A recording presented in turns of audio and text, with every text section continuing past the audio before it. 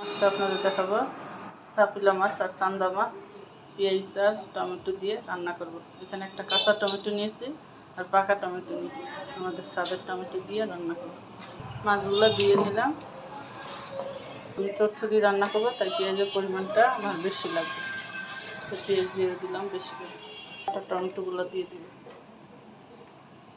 দিব একটু রসুন বাটা, দিয়ে দিব লবণ পরিমাণ মতো, দিয়ে দিব মরিচের পাখি পরিমাণ মতো, ধনিয়ার পাখি পরিমাণ মতো, হলুদের পাখি পরিমাণ মতো, দিয়ে দিব জিরার পাখি অল্প করে, দিয়ে দিব পরিমাণ মতো তেল,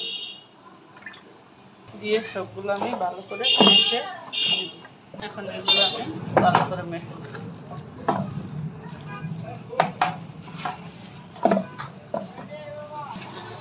ভালো করে মেখে নিলাম। তারপর সামান্য একটু পানি দিয়ে দিব। এখন 3-4টা কাঁচামরিচ উপর দিয়ে ঢাকনা দিয়ে বসিয়ে দিব।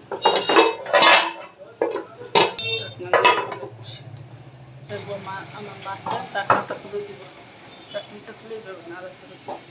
এখন ধন্যবাদটা দিয়ে দিব, দিয়ে মাছটা একটু রাখবো, একবারে বাজা বাজা করে নামিয়ে ঢাকনাটা দিয়ে নাড়াচাড়া করবো।